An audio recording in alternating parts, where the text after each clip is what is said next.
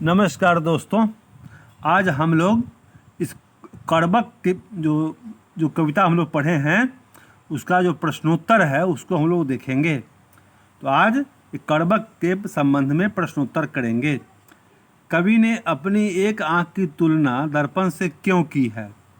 कवि ने अपनी एक आँख की तुलना दर्पण से क्यों की है? तो कवि ने अपने एक आँख की तुलना दर्पण से इसलिए की है कि जैसे दर्पण में सब कुछ साफ साफ दिखाई पड़ता है, उसी तरह से कवि की भले ही एक ही आँख है लेकिन उससे भी उसे बहुत स्पष्ट दिखाई पड़ता है। और जो भी दर्पण में दिखता है, दर्पण के सामने जो भी बिंब आता है उसी का प्रतिबिंब बनता है। उसी तरह से कवि अपनी आँख से जो भी दुनिया में देखा उसी को वह हमसे बोल रहा है, वो हमें बता रहा है। तो जैसे दर्पण निष्पक्ष हो करके अपना प्रतिबिंब दिखाता है वस्तु का, उसी तरह से कवि भी अपनी आँखों को दर्पण समान स्वच्छ मानकर, निष्पक्ष मानकर जो भी उसने अनुभव किया है संसार में उसे अभिव्यक्त कर रहा है। इसीलिए कवि ने अपनी एक आँख की तुलना दर्पण से की है। पहले कर्बक में कलंक, कांच और कंचन से क्या तात्पर्य है? पहले कर्बक में कलंक, कांच और कंचन से कवि के एक आँख के बिना होने का तात्पर्य है। कवि एक आँख के बिना है, इसी को साबित करने के लिए उसने कलंक, कांच और कंचन से अपनी स्थिति की तुलना की है। जैसे वह एक आँख का है तो देखने में बदसूरत मालूम पड़ता है, उसी तरह से चांद भी कलंकित है। वह माना जाता है कि चांद में भी दाग है, कांच भी और कंचन भी। तो कांच भी जैसे गर्म करने से वह साफ, कांच का मतलब है कच्ची धातु, तो कच्ची धातु को जब हम गर्म करते हैं तो वह साफ होता है, उसका मैल निकलता है। जैसे कि कंचन को हम लोग सोना को तपाते हैं तो वह कंचन बनता है और निखरता है। उसी तरह से कवि के जीवन में जब दुख आया, कवि जब बदसूरत हो गया तो उसकी विश्व को देखने की दृष्टि बदल गई और उसमें विशेष प्रतिभा का एहसास उसे हुआ, तो वह अपने आप को इसलिए भाग्यशाली मानता है और इसीलिए तुलना किया कलंक से, कांच और कंचन से।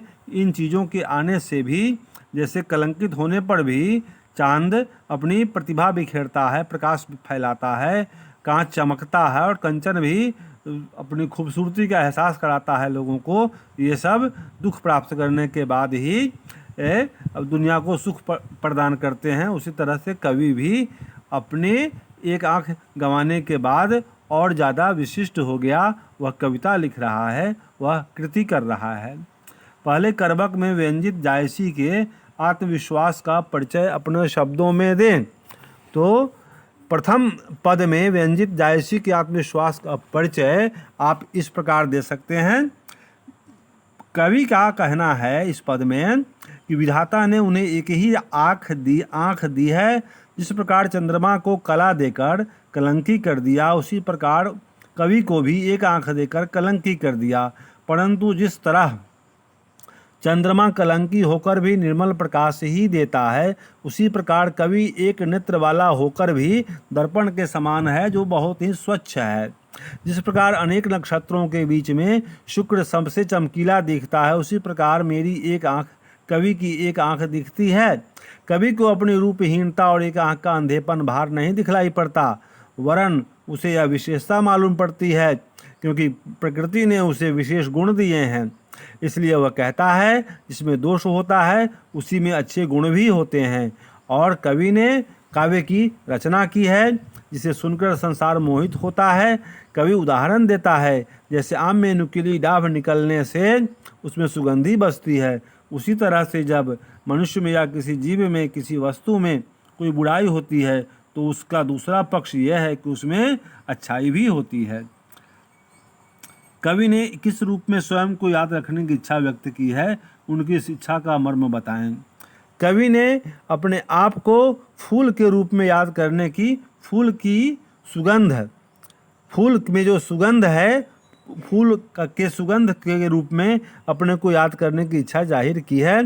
जैसे फूल झड़कर नष्ट हो जाता है और उसकी खुशबू रह जाती है, इसी प्रकार कवि यह कहना चाहता है कि एक दिन वह भी नहीं रहेगा, लेकिन उसकी कीर्ति सुगंध की तरह पीछे रह जाएगी। कवि ने इस काव्य में कलेजे के खून से रचना की है। उसके मन में यह इच्छा है कि शायद जगत में यह निशानी बची रह जाए। यह कविता उसकी कृति के रूप में बची रह जाएगी और लोग इसको पढ़ेंगे और इसको याद करेंगे। लोग मानेंगे कि कवि ने सृजनशीलता का परिचय दिया, तो उसने के सृजन से लोग अच्छाई का मार्ग चुनकर अपना जीवन धन्य करेंगे। यही कवि की कल्पना है, कवि की इच्छा है। रक्त कै लेई का क्या, जो लही अम्बही डांभ न होई, तो लाही सुगंध बसाई न सोई। जिस प्रकार से आम में डांभ नहीं होने से उसमें सुगंध ही नहीं आती, उसी तरह से जीवन में जब तक दुख नहीं होता है तब तक सुख नहीं होता, कोई बुराई नहीं होती तो अच्छाई भी नहीं होती। रक्त कै लेई का क्या अर्थ है? रक्त की लेई बनाया, आटे की लेई बनाते हैं लोग पानी रख करके। कवि ने कहा कि वह अपने रक्त अपने खून की लेई बनाया है कविता को जोड़ने के लिए। अपने अनुभवों को जोड़ करके उसने कविता बनाई, उसमें अपने रक्त रूपी लेई का इस्तेमाल किया, उपयोग किया।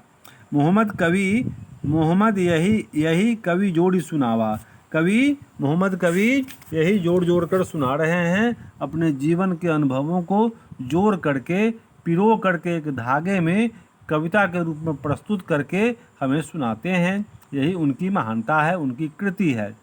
दूसरे करवक का भाव अर्थ स्पष्ट करें। ठीक है, तो इस प्रश्न को हम लोग देखते हैं। दूसरे करवक में क्या है कि कवि ने अपनी सृजनशीलता के प्रति घोर विश्वास दिखलाया है। उसने कहा कि उसकी कविता बहुत मेहनत के बाद आई है, इसलिए लोगों को चाहिए कि उससे शिक्षा ग्रहण करे। उसने काव्य रचना करने में अपने कलेजे का खून लगाया है, उसमें नेह की अपने आँखों से जो आंसू बहे उस जल को शामिल किया है। इस प्रकार से जोड़ करके अपने जीवन को, अनुभवों को एक धागे में पिरो कर उसने एक सुंदर कविता की रचना की है।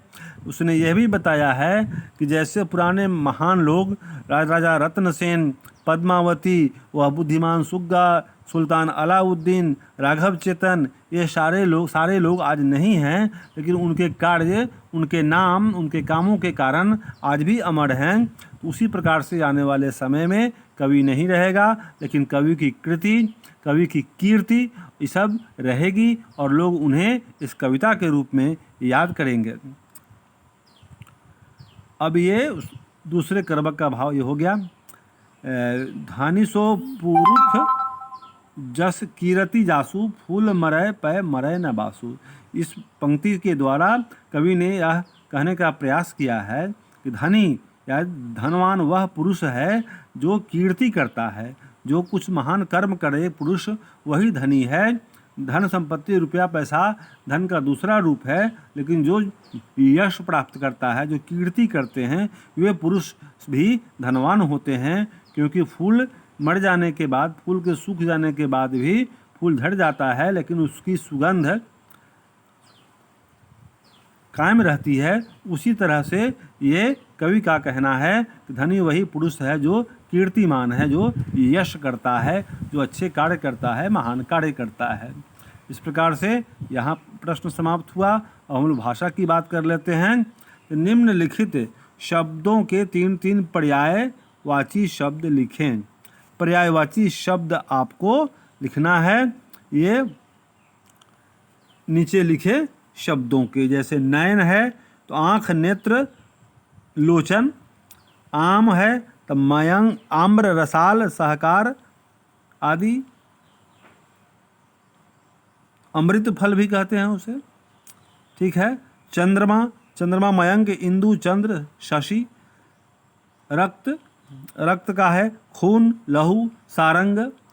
राजा नृप, नरेश, महीप, नरेश, सम्राट, राव, नरपति आदि आदि। और उसके बाद आपको है फूल, फूल, कुसुम, प्रसून, पुष्प आदि।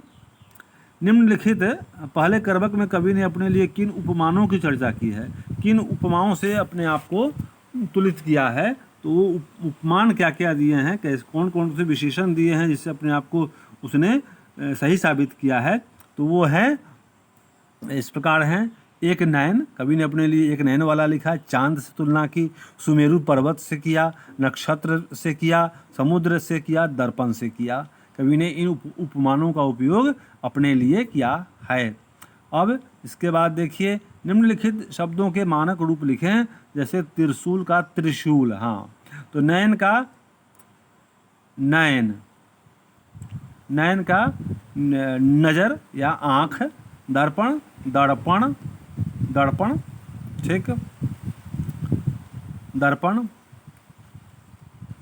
निर्मल, निर्मल, ये निर्मल नीचे वाला, नीचे ये लिखा हुआ है नयन, ये दर्पण, निर्मल, पानी, नक्षत्र, ये प्रेम का प्रेम, रकत का रक्त, कीर्ति, कीर्ति, पुरुष, पुरुष, ये आधुनिक रूप है, इनके मानक रूप हैं।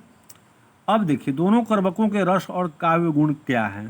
तो रस और काव्य गुण, रस के लिए एक अलग से वीडियो मेरा बनेगा, उसका भी इंतजार करें। और ये पाठ का उत्तर है, प्रश्न है, तो इसको देखते हैं हम लोग। दोनों करवकों के रस और काव्य गुण क्या हैं, काव्य गुण और रस से पढ़ना होता है। वीडियो स्पेशल मैं बना रहा हूँ, उसका इंतजार करें। तो रस है, पहले पद में आपको कहते हैं शांत रस, और पहले पद का गुण है प्रसाद गुण, और दूसरे पद में रस है करुण रस और गुण है प्रसाद गुण।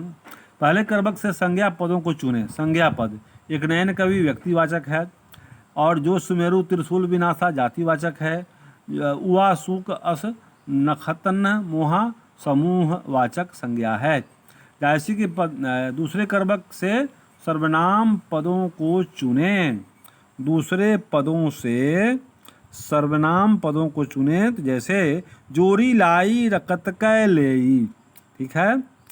दूसरा है आपको ये जो धानी सो पुरुष जस कीरति जासु, फूल मरे पै सरे न वासु, ठीक है। फूल मर जाते हैं लेकिन वास सरता नहीं है, तो ये आपको हो गया सर्वनाम।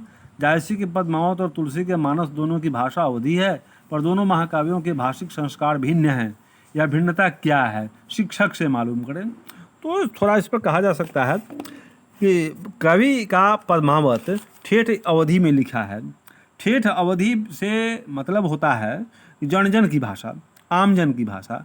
जायसी के काव्यों में ग्रामीण जीवन के ज़्यादा से ज़्यादा शब्द मिलते हैं, जैसे हहरी शब्द का प्रयोग, या रुद्राक्ष की जगह रुद्राक्ष इत्यादि।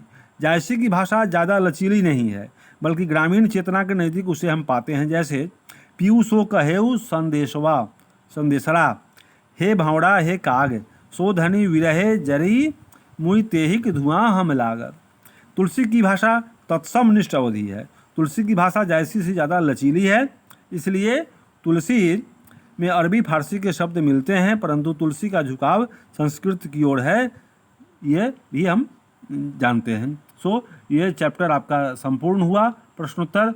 उम्मीद करता हूँ आपको पसंद आएगा। अगले वीडियो का इंतजार करें, उसमें अगला पाठ पढ़ाएंगे। तब तक के लिए धन्यवाद।